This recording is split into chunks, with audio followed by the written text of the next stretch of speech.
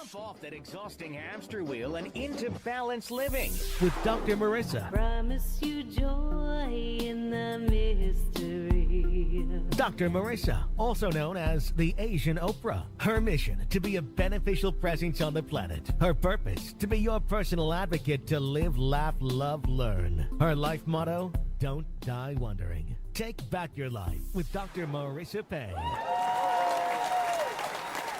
And welcome. You are tuned into my weekly talk radio TV show called Take My Advice. I'm not using it. Get Happy with Dr. Marissa every Tuesday at naturally high noon, broadcasting out of Burbank, California at the UBN Go studios, and then replaying on my syndicated NBC CNBC channel, KCAA, on AM 1050, FM 102.3, FM 106.5, and on demand everywhere from iTunes, Stitcher, iHeartRadio to Podcast Addict. Now we've added, and you name it, I'm there because I am on a mission. It's called the Happy 88 Mission, 8 million more happy people in the next 8 years. So broadcasting about hope and happiness. So there's no gossip, no scandal, and no K words, no Kardashian talk at all, because I want you to focus on your own reality show and how you can be happy 88% of the time. And if you've missed any of my past shows, everyone from inspirational speakers like Michael Bernard Beckwith and Neil Donald Walsh to Marianne Williamson to Marianne from Gilligan's Island, who just celebrated 82 years yesterday. Happy birthday, dear Don Wells. And my daughter, Sarah Way, and my mother, Rose Bay, and my niece today.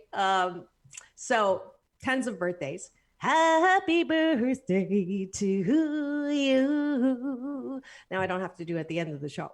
Anyways, back to the opening. This is that show. And Corey Feldman, Layla Ali, all of them are on my YouTube channel. So please go there. Free subscribe, over 315,000 views now. So grateful for that.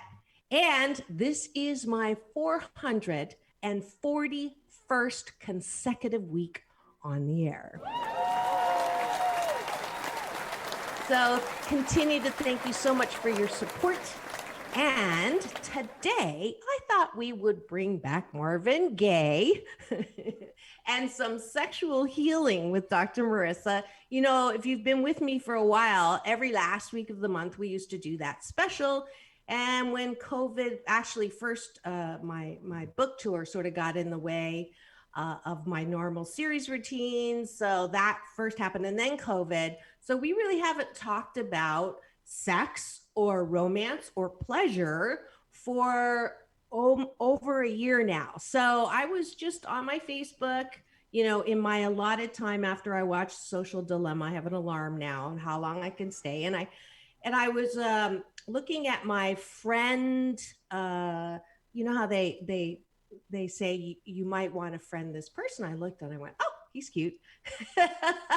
And so I actually had killed off like 20 from my limit. So I had room. So I added friend and he accepted. And we had mutual admiration for each other's smiles. And I didn't really know much about him. And I looked him up and found out that he is the passion doctor. And so I went, oh, that's the sign. Resurrect sexual healing with Dr. Marissa, because it's been a long pandemic. And for many of us, passion has left the vocabulary building. So without further ado, Dr. Adam Sheck has been in private practice as a clinical psychologist, couples counselor, and sex therapist for over 25 years. With a degree from MIT, he had a successful career in engineering and computers, and yet found it unfulfilling. After beginning his own personal psychotherapy, he chose a new path and returned to graduate school in his early 30s to complete his doctorate in clinical psychology and a license in clinical psychology. So his unique strength comes from combining analytic, scientifically trained mind with emotional intelligence and deep empathy. This makes his skill set quite unique in the field of psychotherapy and counseling. So, without further ado, please welcome to the show Dr. Adam Sheck.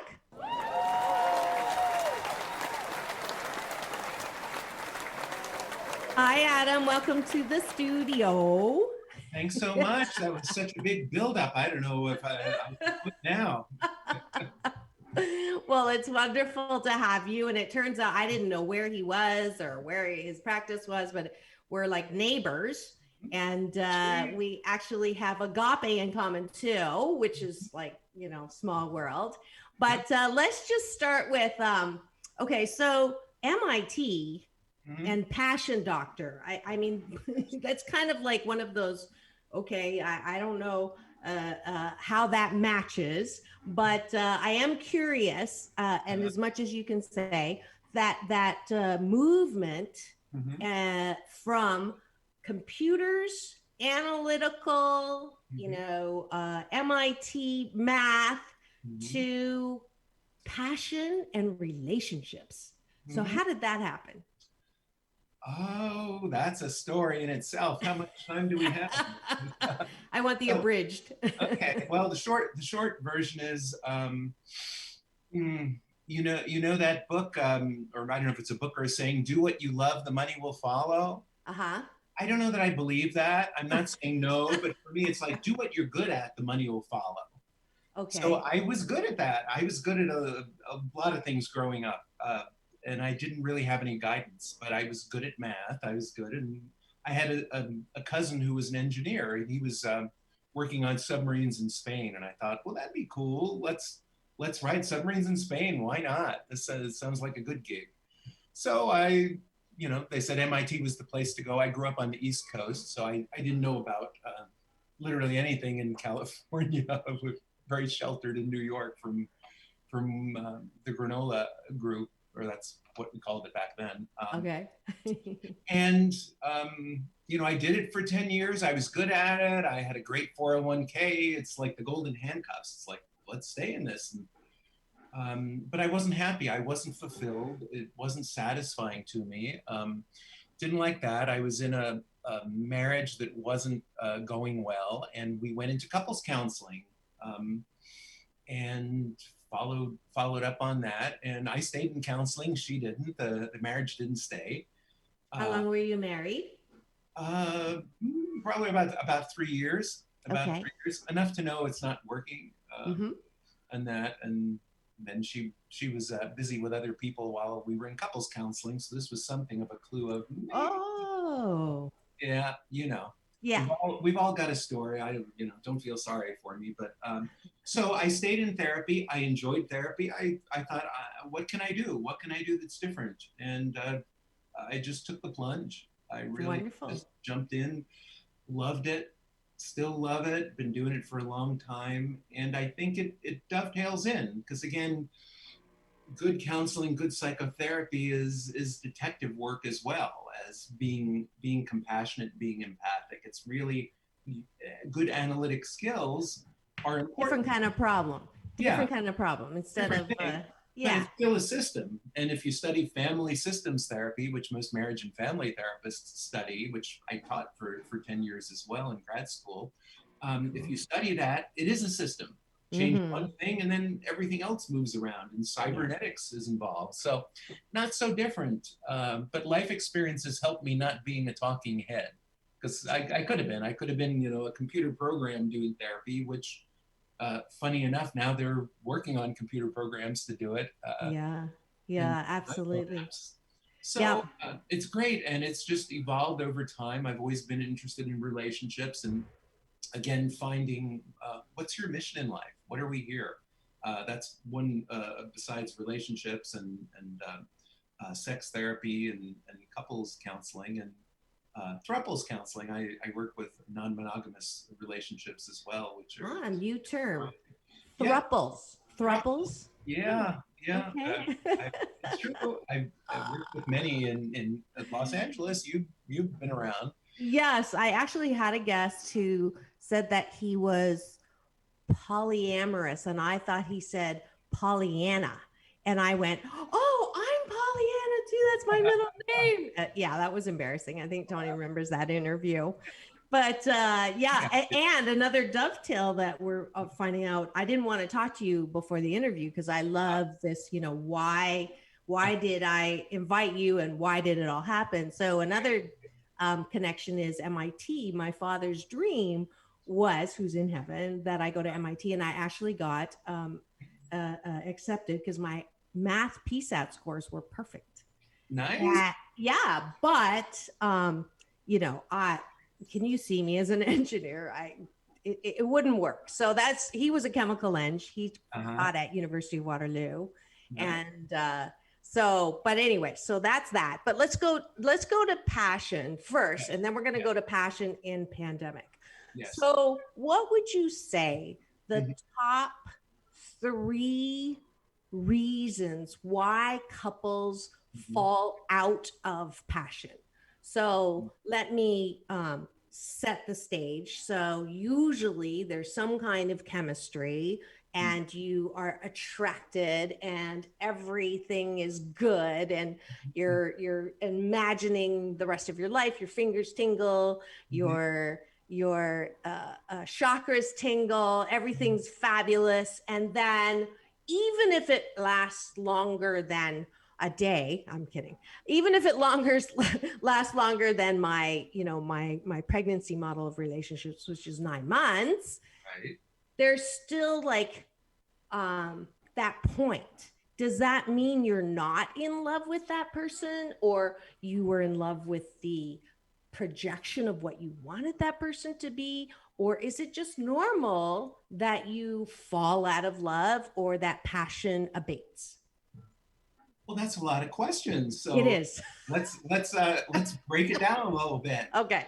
I'd say the first issue might be that when you fall in love, if the only thing tingling are your fingers, then maybe it's not going to work so well.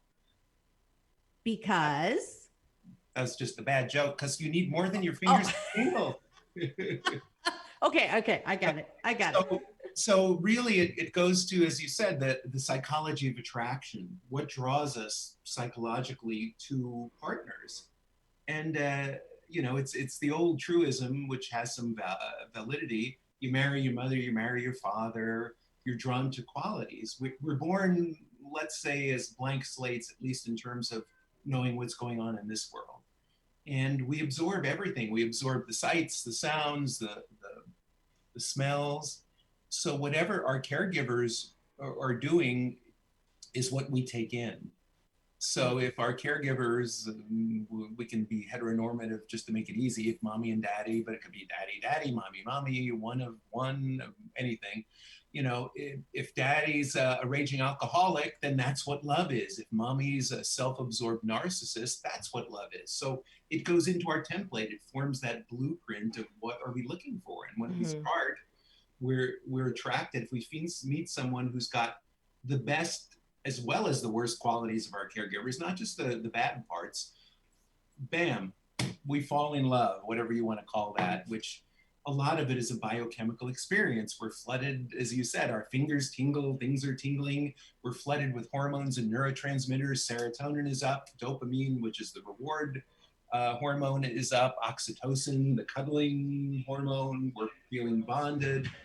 All of it's going on at the same time. And at the same time, our body is generating phenethylamine, PEA, which is also in chocolate, FYI. And it's a stimulant. So it's like our body's generating, it's essentially we're on speed and heroin at the same time. So we're doped up. We're not sure what we're with. And everything is adorable at that moment. I mean, you've experienced that. Oh, he left the toilet seat up. I fell in. It's so cute. Until you're 9 months later, 6 months later, 3 months later, whatever it is, our body can't keep generating the chemicals. And so we don't see only the good at that point. We see everything. Right. Absolutely. So, I just had a funny comment come in. It says, seeing 2 psychologists in their element right now. There you go. I think that was Victoria. But Well, If you've just tuned in and you're wondering who I'm talking to today, you are tuned in to Take My Advice. I'm not using it. Get happy with Dr. Marissa. And my guest today, helping me talk about passion, possibility in the pandemic or not, is Dr. Adam Sheck, that I spell not always correctly, but he's here to talk about passion. And before we talk about the pandemic, we're just sort of laying the normal groundwork around passion. And so what I'm getting from you is if you just have the physical passion, that's not enough for the relationship to go long run or mid-long run. Is that? Well, if you want a physical relationship, you can do that if that's what you want. Again, it's if you're looking for a partnership, if you're looking for a long-term connection that's an interdependence, if you want to build a life with someone, that's different than if you want, I don't know what the rating of this place is, but if you want an F buddy, you know. Yes, thank you for that. Yeah, I am on, I do have the rules on my other station. So thank you for not saying that out loud. Yeah, but there's nothing wrong with that. But the fork buddy. That's it. So again, to sustain because now we get into the power struggle, because now we see the negative qualities of our partner. It's like Carl Jung said, the first thing you have to do, or I'm paraphrasing, is you have to forgive your partner for not being the projection of all your fantasies on him. Mm-hmm. Until the hormones die down, we don't even know who we're with. We don't even have a sense. So now the relationship can start, and we can see, can we stand them? Can we not?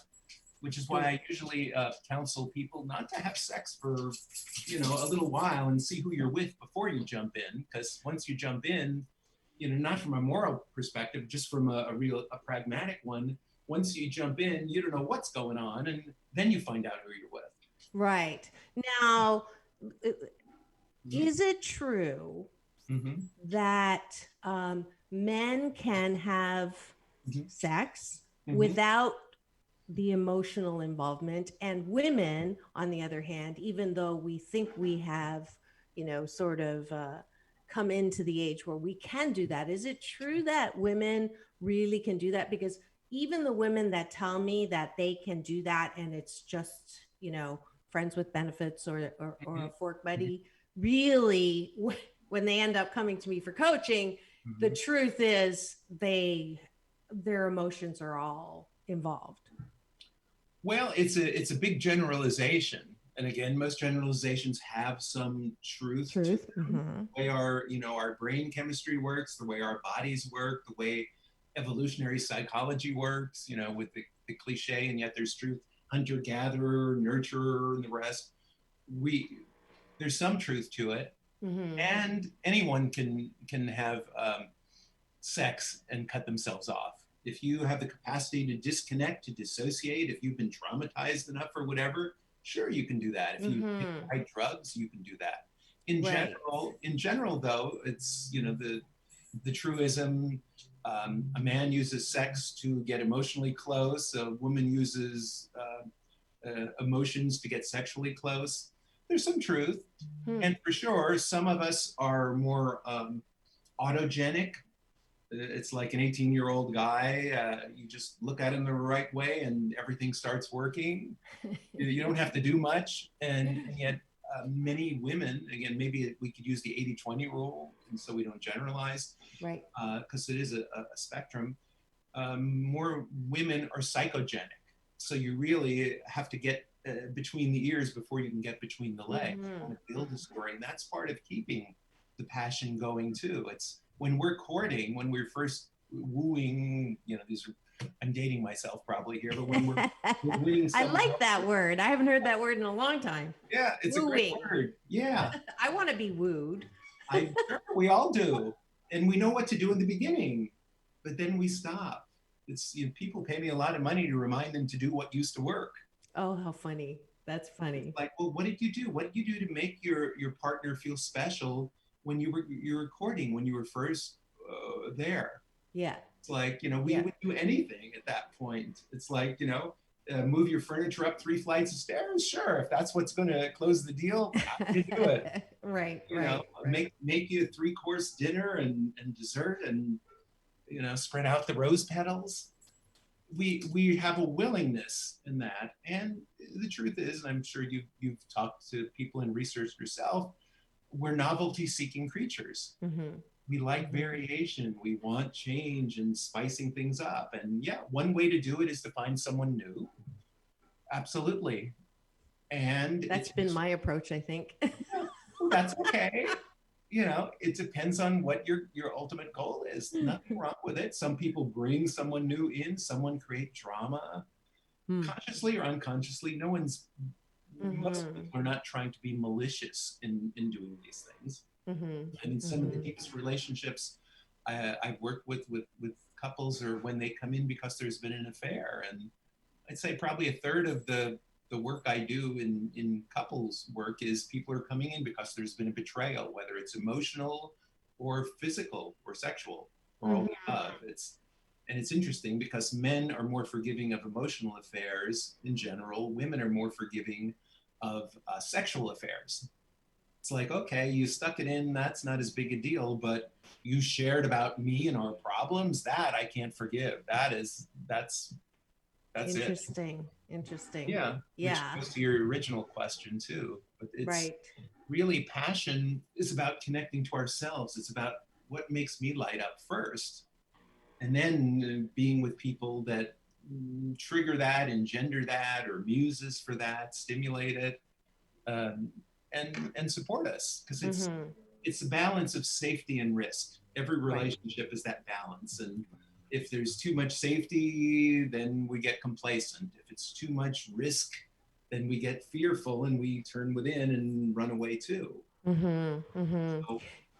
So I have a friend who had horrible first experiences with sex, horrible first experiences with relationships, horrible experiences in marriage and divorce. So it's not surprising that she doesn't want or think that she needs a relationship. And she's been through therapy, but it just seems like, and she's gained weight to sort of protect herself and insulate herself from having to have a relationship. And the pandemic's super easy for that because, if you're single, you're single and there's nowhere to go. So I guess the question, if I just do one at a time for a change, is there, will bad sexual experiences sort of haunt you the rest of your life? They can, they don't have to. It's again, the traumas we've all had, or the micro traumas or the big traumas, it's not a contest for who's got the bigger trauma, are in there. They never go away. But what do we do with them? The work, to me, I was just sharing this with someone who just became a widower that I'm working with, and they were like on track, everything is great, and then what am I doing now? I got all the kids, I got me. It's like it's not fair, and it's like, yeah, it hurts, and it's gonna hurt, and it probably will always hurt. And you what he said was he didn't feel big enough for this; it was too big. And the work again is to grow, to become a bigger person, whatever that means, so that the pain is still there. But, it's like the Zen story of a bucket of salt, pour a little water in and drink it, it's bitter, but you put the salt into a freshwater lake, you can't tell the difference. It's diluted. Okay. So the intensity and it's interesting because the link between those horrible experiences, law of attraction, did you bring that to you because of the way that you feel about yourself? So another reason why I started this series is because many, many women are the worst critics of their own body, of their own way. They don't think they're attractive. They don't believe a guy when the guy says you're hot. They don't believe. And so this was another reason I wanted to be able to put the moose on the table, which is my Canadian version of talking about the elephant in the room, of how what would you say to someone who, everybody else tells her she's gorgeous, but she can't take that in? That's the work for her, him, them. It's like most of us are our own worst critic. We've met the enemy and they are us, pogo, which again, dating myself. But it's the truth. It's there. And I always think of an old Ernest Holmes quote that a mutual a friend of ours said to me many years ago, more than 2 decades now. The perception of wholeness is the consciousness that heals. I've always remembered that, the perception of wholeness. So until I can hold that space and see, I'm enough, I'm good enough, I have nothing to defend, I'm here. People did things to me, I didn't have a choice back then. They're not doing it to me now. It feels bad, but it's not dangerous now. Because our mind can't tell the difference between a perceived threat and a real one. Right. That activates our fight or flight system. And if you love neuroscience as much as you like the 800s on the SATs, it triggers fight or flight. The amygdala flares up, and now we're flooded with all the stress hormones, which are antithetical to the pleasure hormones and the relaxation. So adrenaline, norepinephrine, cortisol, is all flooding our systems, and we're ready to fight or get the hell out. It's fight or flight. So not conducive to vulnerability and letting someone in. It's an ongoing practice of checking out reality. Is there a threat? Is there really a danger? Not in a hypervigilant way, but am I willing? It just takes a little bit of willingness. Again, there's no quick fix. If there was, I would have found it by now just for myself. That's part of growing up. There's no quick fix. It's small incremental changes over long periods of time. Did you get married again? Yeah. And you're practicing all the stuff that you teach? I didn't know as much then, but I got married for family. So I have a daughter out of that. And we didn't get together. We got together for the right reasons and the right spiritual reasons, I think, but we didn't stay together. We're still good friends and co-parents. So, I don't know if 3 times the charm or not, or I'm just like, don't need to at this stage, don't want to make kids. So we'll see. But marriage is a different commitment to most of us than cohabitation. And the research on that is interesting too. Right. Speaking of which, here we are in COVID. That's right. And we're going to come back after the break where we thank the sponsors for the show to talk specifically about how we can have more passion during the pandemic. We'll be back in 2 and 2. Peace in, peace out, world peace through inner peace.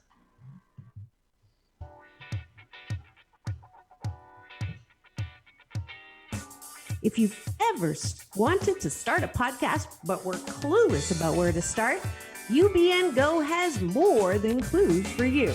With a network of over 15 platforms to be seen and heard on, to state-of-the-art studios in Burbank, California, UBN Go can get your message to the masses. Contact Tony at ubngo.com, at tsweet@ubngo.com for the holiday specials, so you can be ready to start 2021 with a new message all your own.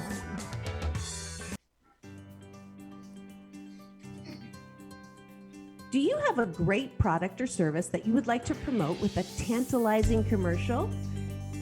Do you want to get the word out to take advantage of holiday sales? Do you have a small PR budget? Then be the best that you can be, and Broadcasted Zoom Workshop is for you. Dr. Marissa, celebrity host and producer of the 2016 Podcast of the Year winning iHeartRadio and CNBC KCAA syndicated show, Take My Advice, Get Happy with Dr. Marissa, will give you a 30-second commercial with her Happy 88 creative process. Early bird pricing, only $88. Sign up at drmarissa.life today. All right, you are tuned into my weekly talk radio show called Take My Advice. I'm not using it. Get Happy with Dr. Marissa every Tuesday, Naturally High Noon out of Burbank, California with you, be and go. And then every Saturday at 6, both Pacific time on my AM 1050, FM 106.5, FM 102.3, CNBC, NBC syndicated station KCAA. And today we're doing a little bit of I'm Too Sexy for My Shirt with Dr. Adam Sheck. And we're talking about passion during the pandemic. Mission impossible or possible? Is it possible, Adam? Absolutely. It's all available. It's all possible. It's just takes creativity and intention and follow through, you know. So I'm going to break it into 2 parts. So one is the couples, and you did a little bit of that before the break. And the other one is single people who, how do we date safely in the pandemic? Let's start with that one. Single people. Yes. Okay. Well, the good news about single people is, and we touched it a little bit, people rush. They rush into relationships before they know who they're with. Now, because of this, it's okay to slow it down. We can use Zoom and FaceTime, whatever tech platforms are there, to take our time to get to know somebody before we actually can contact them. So I think that's really beneficial. It's a good time to work on our own issues and remove some of those blocks so we don't do, same repeat. Yeah, same thing, different day. I'm trying to censor myself here and thank you. Yeah. So it's really it's a chance to work on ourselves and get through with that. And then how do we date? How do we connect? Slowly, which is counterintuitive, but again, that builds the passion, it builds the anticipation. When we go back to couples, I'll talk about all-day foreplay. Mm-hmm. Okay. I made up the term. I don't know if everyone's been stealing it the last 20 years or not, which is okay. But that's like my term, husband. Everybody's been stealing that. Yeah, that's mine. Good to know. I'll see if I can get a license fee from you every time I have a friend that uses it. Thank you. You bet. So really, it's taking the time. How do you meet people? That's the same problem that's always been true. That I couldn't tell you where, how, finding, activities you're interested in. I think finally, near neighbor now is helping people get clustered in their neighborhood with activities, whether it's hiking, walking in the morning, different things. But really, it's taking your time and being creative. It's like now you got to meet somebody on your porch or in your backyard or at a park, and maybe you're wearing a mask, and maybe you have to keep a distance. You don't. It takes some of the pressure off too. You don't have to stress. Oh, do I kiss on the first date? Do I make the move? If I don't make the move, then she's gonna be feeling rejected. But if I do make the move, then she's gonna. It's all the pressure that goes on to people. So that's a hashtag COVID silver lining, actually, right? Yes, that is forcing you to take some time to get to know the person on Zoom or however it is. Now, you had mentioned like you recommend not having sex for how long before you get to know the person? Is there like a time, or is there like I know 8 facts about you, or what? We've covered these questions. Right. Well, it's not a formula. I say, and this is, you have to be pragmatic too. I say, why don't you wait a month? Why don't you wait 4 weeks and see? Most people can wait a week, maybe 2 weeks is what I've noticed. But I say a month just to give them something to shoot for. I mean, honestly, it doesn't hurt to wait a little longer. And again, it's age related. If you're a walking hormone in your 20s, you're going to be less conducive. If you've just been out of a bad relationship or a bad marriage and you haven't had any physical contact in a year, that's going to make it challenging too. It's really a tough call on that, and how to schedule them. It's interesting. I say 3 months, and you say 1 month. So I don't know if it's because of the gender difference or not, but. I would agree, but if I said 3 months, I think 3 months is a good term. But if I said 3 months, people would stop coming to you. They come, but it wouldn't happen, or they would lie to me instead, which some do. But Right. I don't know about you, but you can look at somebody and tell if they've been having sex or not. I can just feel it. Yeah, there is that energetic bounce back, I guess, Yeah. whatever that is. It's true. So I like 3 months, but if I said 3 months, maybe they'd make it to a month, which is I can try that. But it is a challenge, and I would say women are just as culpable as men in not wanting to wait. Yeah. People really don't, and it's equal rights. Yeah, that's the good and the bad of it all. Right. But okay, let's go to all day foreplay. You have me. You had me at that one. Cool. Got this all day foreplay.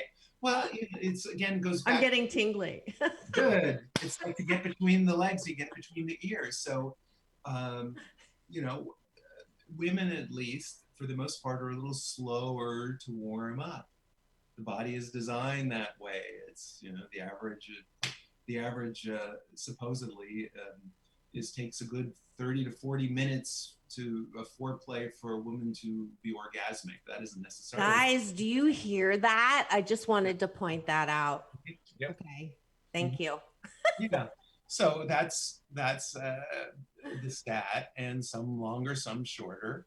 So it takes time, and then it's the whole men are pressure cookers versus microwave ovens, or whatever metaphor you want to use. So all day foreplay starts in the morning. It's like with a kiss or a kind word. Or back in the days when we went to work outside the house, it's like, can't wait to see you later, or putting maybe a love note in a purse or a briefcase, and maybe having a text or a sexy little sext in the middle of the day, or just a phone call. Can't wait. I've just here's a picture of what I'm going to be wearing, and here's blah blah blah. So just you want to build it up through the day, maybe even more than one day. So it's building up, and then we get home, and maybe there's another note at the door. Maybe there's some rose petals laying on a path to the bedroom. It's the romance part that the hookup generation, and I'm generalizing again, doesn't seem to go in for that, and then wonder when they hit 30 why they're not in a relationship, or why it's not there. I'm preaching to the choir, I can see here, but I got asked last month by someone working at a CVS if I wanted to hang out. Nice. Yes, he was, I think, 23. I asked him how old he was, and he said 21 or 23. And I looked at him and I said, I'm so sorry. You're too old for me. There you go. But it was pretty funny. It was pretty funny. I have a comment here from D. Noel in Illinois. 3 months, not where I was raised. So true. For married, so going back to that first, magic, right? Doing the same things you used to. Now, here's where it gets a little difficult. Like for women to hear that, I'm like, all right, let's bring that on. Let's do that. And if I have to ask someone to do that, it's really like, well, that doesn't count because I'm asking you to do it.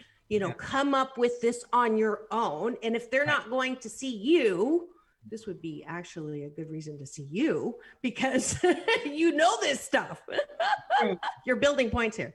So, but people who, women are, again, generalizing, but at 8 out of 10 are probably a little more romantic than, our counterparts.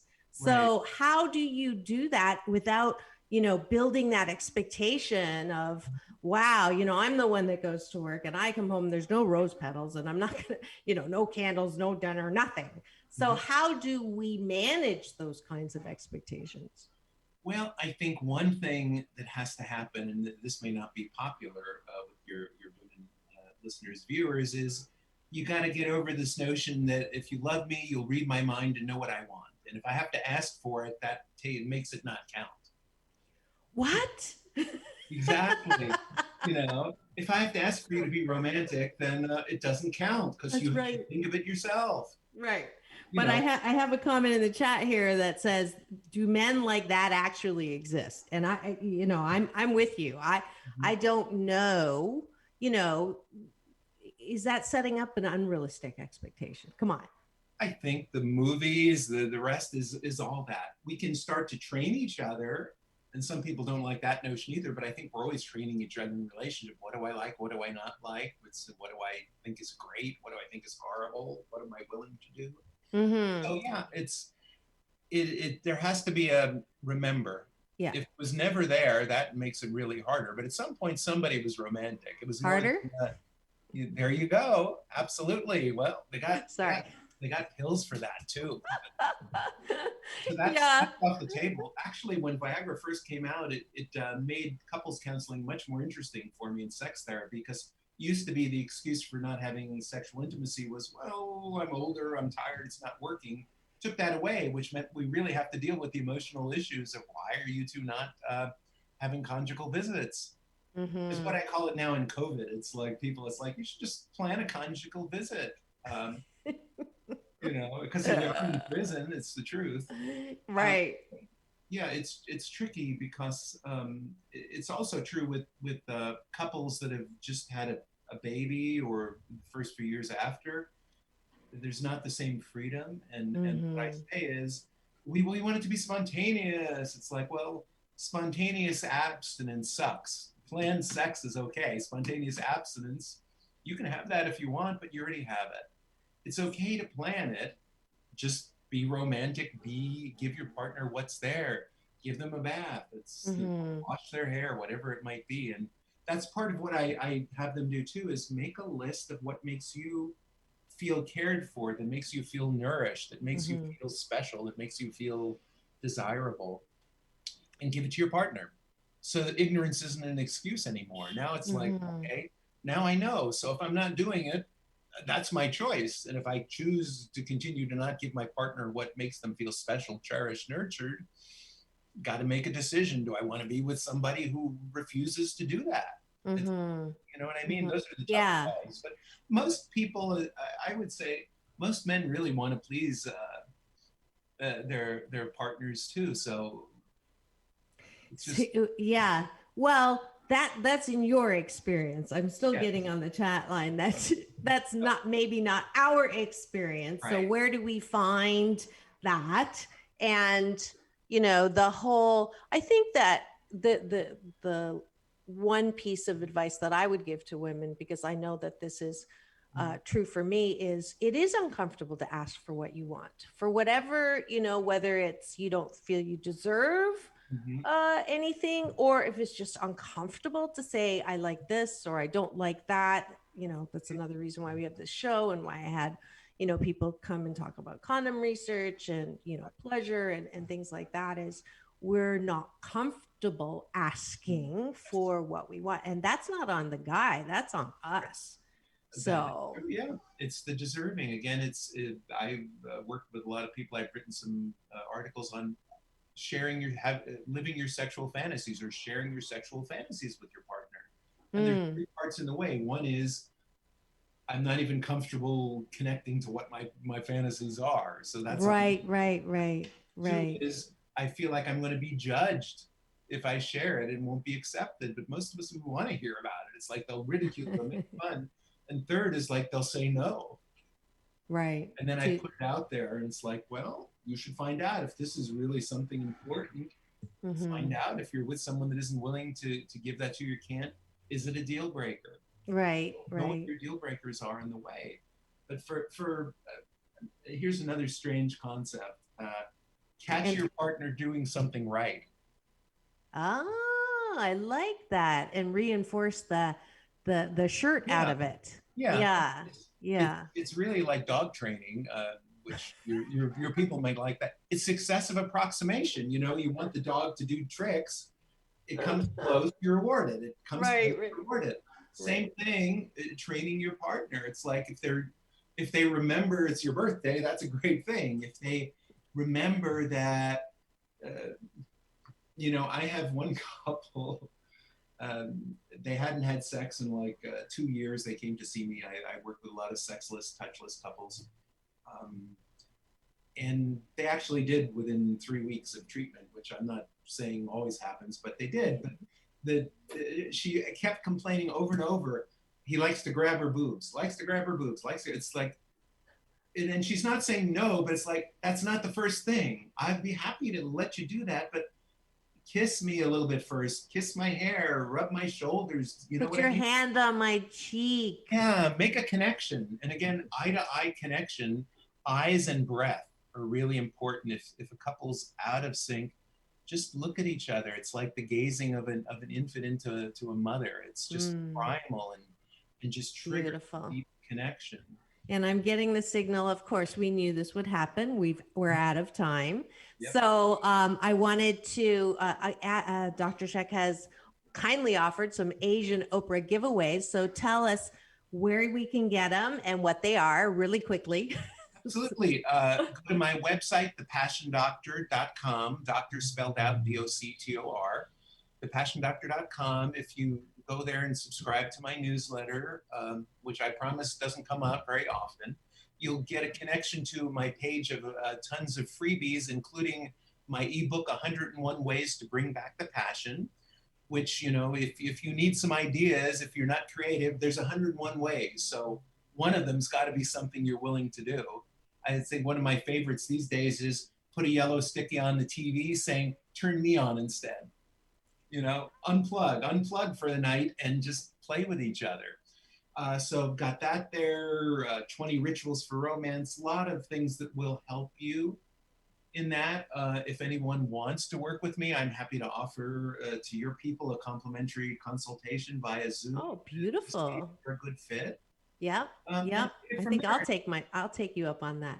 There you go. Absolutely. And if anyone just has questions, you're welcome to message me. If it's something about this, I used to do more Ask Adam kind of days for that, but happy to point you in the right direction with resources if I can on this. But perfect. Beautiful. Just do it. Thepassiondoctor.com. Yes. And the last question I always ask, but you only have 10 seconds to answer because we're out of time, which is, what are you most grateful for or to? What am I most grateful for? I'd say, that's a tough one in the last second. I am grateful for my almost father-in-law, Maury Wiesner, who's going to be 95 next month. God bless him. He's amazing. I've adopted him, or he's adopted me.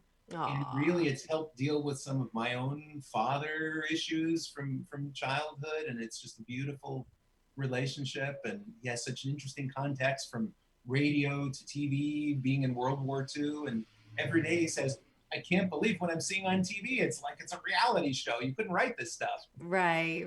Well, so beautiful. Thank you so much. Thank you, Dr. Adam, for coming on to my show and helping us with lots of different ways to have passion during the pandemic. So the answer is, it is mission possible. Thank you so much. Thank you. All right. And it's time for the end of the show, Balance Bar, where I invite you to step up for more balance and how to join me in some things. There's a free event right now that I perform and share a stage with Ayanna Van Sant, Michael Bernard Beckwith, Alfred Woodard, and it's co-produced by a lovely, beautiful friend of mine, Piper Dellums, and it's a multi-hour event for celebrating and marking domestic violence awareness and healing. So go to foundationforpeace.org. And I'm around the 2-minute mark. I actually get to speak and sing to you. I mentioned the YouTube. Please do free subscribe. You'll see lots of different shows and my red carpet interviews with people like John Travolta and Halle Berry and Quincy Jones. My next event, as you heard in the commercial, is this coming Saturday, called Be the Best That You Can Be, and broadcast it, because you can have the best idea for your product or service, or if you're dating and want the best way to fill out your profile, then come on Zoom. It's a 2-hour workshop. Normally these things are thousands. It's only $88 if you register today, and then it goes to $99. Wonderful event, Mommy What Are Feelings book launch or relaunch. We're going to do another one on the 22nd. If you'd like to get a copy of the book, Mommy What Are Feelings, you just go to my website, drmarissa.life, and you will get that book. And so grateful to all the kids that came from Calgary and Vancouver and Toronto and Illinois and Texas. I think Timothy's on there too, as well as Dino. They brought their kids. It was wonderful. And every Monday, it's gaining momentum. It's called Mind Your Own Business with Dr. Marissa. I am on the beach, also known as the Ocean of Abundance, giving you a piece of my mind and some Happy 88 tools on how you can be happier even now, especially now during the pandemic. Finally, if you want to support my new nonprofit called 8 Ways to Happiness and you shop on Amazon, and I know you do, just go to Smile Amazon, put in 8 Ways to Happiness, and you will get a link to shop to your heart's content. And a little small portion, you'll force Amazon to give it to the nonprofit. All right. I think that's it. Let me just make sure. And I am so grateful that you were all able to join me today. It's all about peace and happiness. Peace in, peace out. World peace through inner peace.